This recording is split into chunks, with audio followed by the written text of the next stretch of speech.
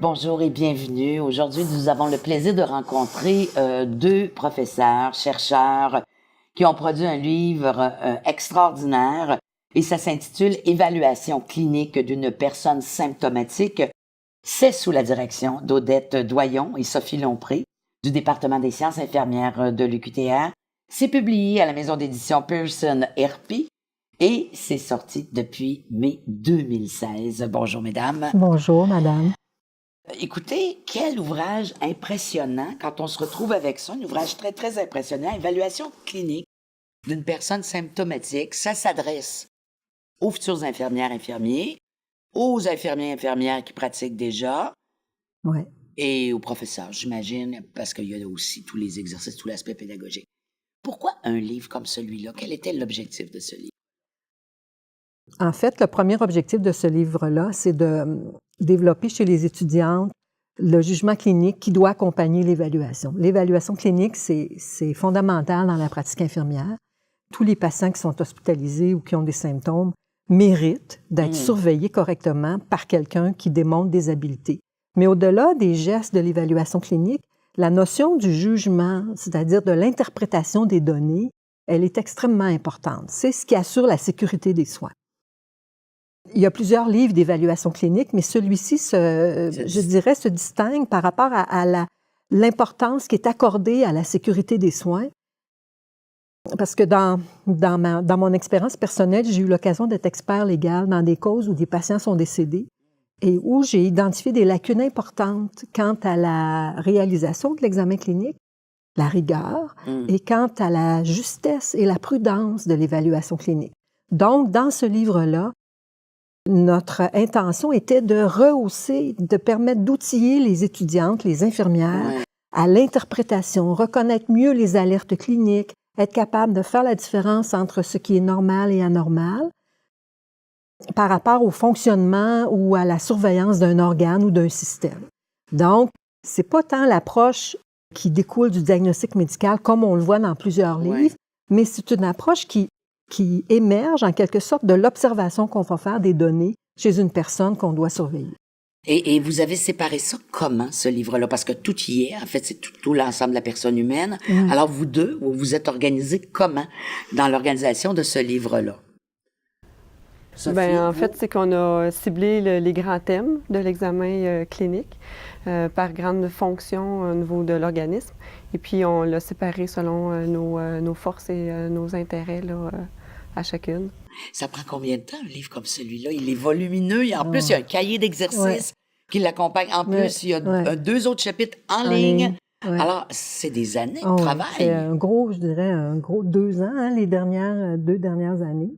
Mais en fait, ce qui est particulier aussi dans ce livre-là, c'est que pour chacun des chapitres, Sophie est infirmière praticienne, donc c'est une super infirmière.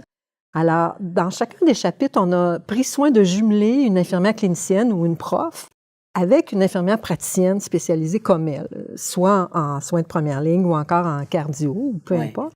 Mais parce que c'était une manière de reconnaître aussi l'apport dans la profession de ces nouvelles infirmières-là qui ont des connaissances extrêmement pointues sur l'évaluation clinique. Alors, ça nous permettait de pouvoir faire une place aussi aux nouvelles infirmières praticiennes spécialisées qui apportent, qui apportent énormément de profondeur, de précision, de valeur à un livre comme celui-là. Une évaluation clinique, ça fait probablement partie de la première tâche d'une infirmière ou d'un infirmier. Oui. Est-ce que, moi, j'ai été impressionnée par la quantité d'opérations, je dis opérations entre guillemets, que les infirmiers et infirmières doivent effectuer. Est-ce que ça se passe toujours comme ça? Est-ce que ça a toujours été dans la pratique usuelle d'une infirmière ou maintenant, avec l'arrivée justement des super infirmières et tout ça, on vous demande plus ou l'ordre des infirmières vous demande plus?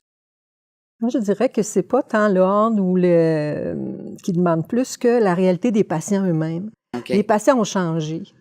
Moi, je suis une infirmière expérimentée de plusieurs années. J'ai vu le changement. On remplace la mortalité par la morbidité. Par exemple, les grands prématurés meurent plus.